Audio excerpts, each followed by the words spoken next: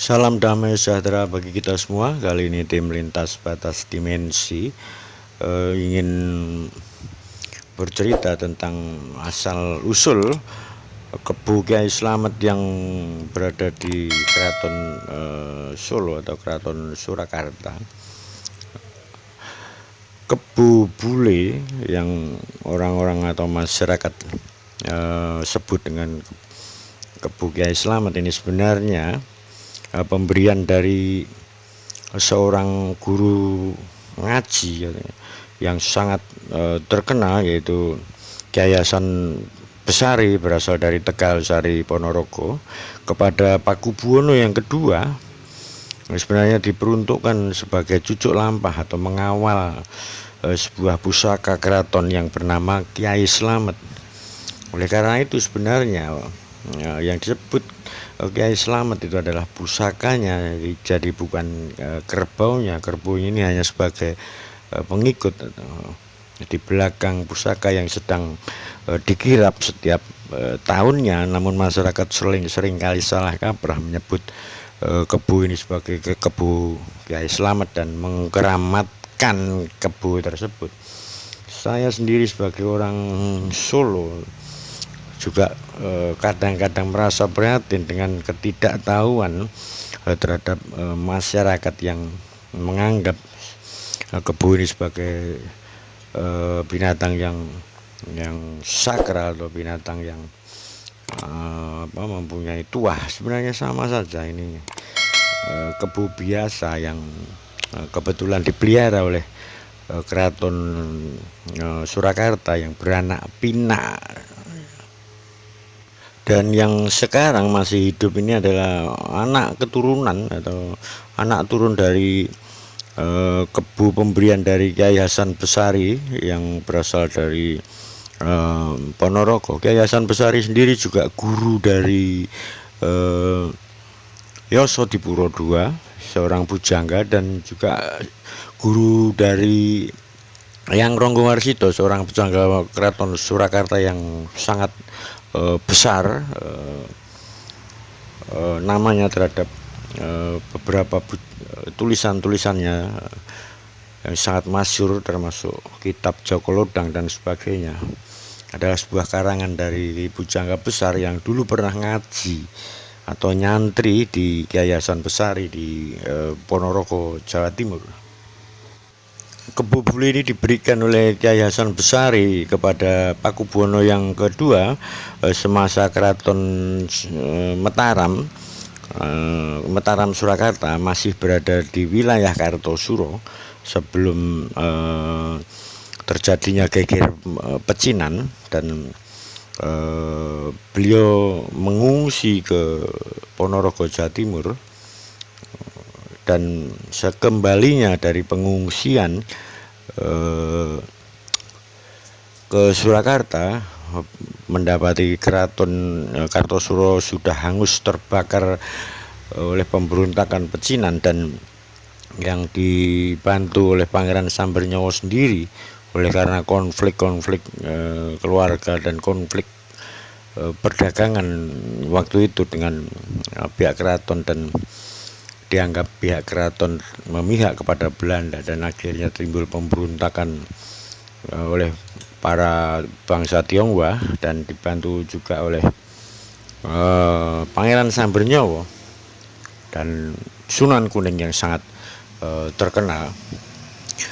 Sekembalinya di bumi telatah Surakarta, Pakubuwono kemudian memindahkan keratonnya ke sebelah timur, yaitu 10 km dari Kartosuro yang sekarang berada di kota Surakarta ini. Dan Kebu Bule ini diperuntukkan untuk mengawal kirap pusaka setiap malam 1 Muharram atau 1 Suro, berkeliling ke Keraton Surakarta, dan diiringi juga oleh para abdi dalam dan segenap masyarakat juga ikut menyaksikan. Dan kirap ini terjadi sudah ratusan tahun sebenarnya, terjadi di budaya dan tradisi dari Keraton Surakarta sendiri.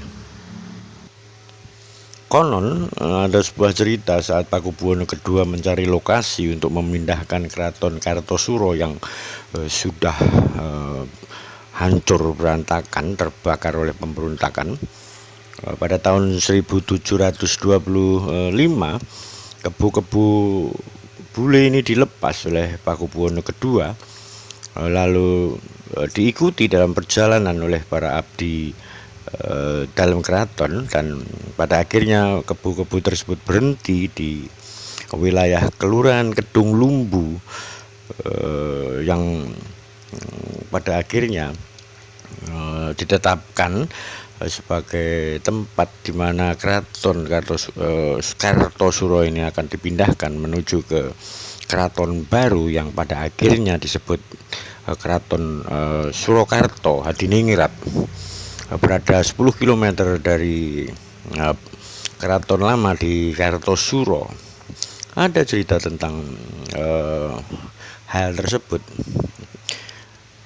Saat mau dilakukannya kirap pusaka pada malam 1 Suro atau malam 1 Muharram, kerbo-kerbo ini seolah-olah tahu tugas mereka untuk mengawal pusaka dari Keraton Surakarta yang disebut pusaka Kiai Slamet. Namun sampai sekarang kita masih rancu, bentuknya itu seperti keris atau seperti tombak.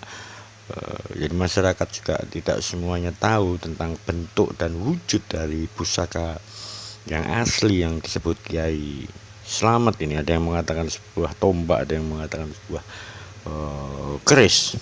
Hanya orang-orang dalam keraton sendiri saja mungkin yang tahu, dan keberadaannya di mana juga kita tidak pernah tahu. Banyak juga masyarakat dari sekitar Solo, antara daerah Boyolali, Sragen, Karanganyar, dan Klaten, yang saat malam 1 Suro pihak keraton mengadakan kirap ini juga mereka berbondong-bondong di pinggir jalan untuk menyaksikan ritual kirap pusaka Keraton Surakarta ini. Dan terlalu berlebihan menurut saya, karena orang menunggu-nunggu tumpah ruah di sekitar istana dan di jalan-jalan. Mereka menunggu lewatnya kerbonya, sebenarnya bukan pusakanya. Dan apabila di dalam perjalanan kerbo-kerbo ini menelek, mengising, berak atau neletong, nah itu teletongnya itu, atau tainya itu, atau teleknya itu dibuat rebutan oleh orang-orang yang konon mereka mempercayai untuk bisa untuk mengusir hama wereng atau hama-hama tanaman, atau untuk pupuk. Saking mungkin terlalu fanatik, berlebihan terhadap apa yang mereka yakini kebenarannya, mereka menyebutnya sebagai ngalap berkah atau mencari berkah dari kebu Kiai Slamet.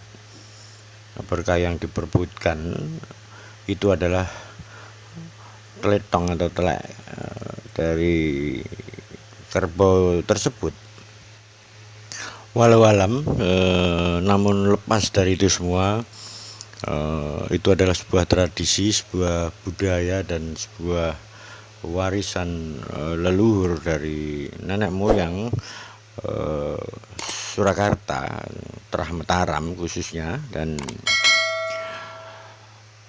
terlepas dari itu semua adalah tergantung diri kita masing-masing untuk mempercayai atau tidak hal tersebut.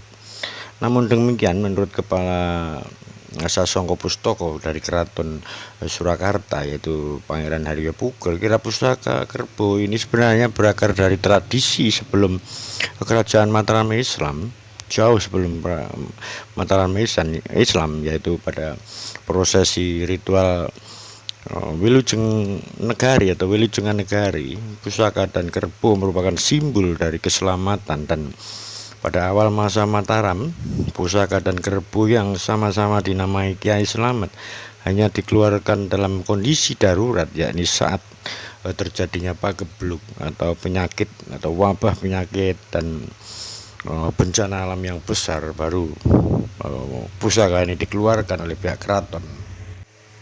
Sebenarnya dari sisi budaya, dalam budaya agraris, kerbau bisa diartikan atau sebagai simbolisasi dari kekuatan petani. Sebenarnya sosok kerbau dihadirkan dalam kirab yang diikuti abdi dalam dan rakyat sebenarnya ingin menunjukkan legitimasi keraton atas rakyatnya yang sebagian besar adalah petani. Jadi menurut saya adalah perpaduan antara legenda dan orang bijak atau cerita rakyat yang mendewakan tentang binatang dalam pendekatan periodisasi sejarah Kebubule ditengarai hadir pada masa era Pakubuwono yang ke-6 dan pada abad sekitar 17. PB ke-6 juga merupakan raja yang berbicara dan memberontak atas kekuasaan penjajahan Belanda dan sempat dibuang di Ambon. Mungkin demikian dulu tim lintas batas dimensi atas ulasan Kebu Kyai Slamet. Sekian dan terima kasih.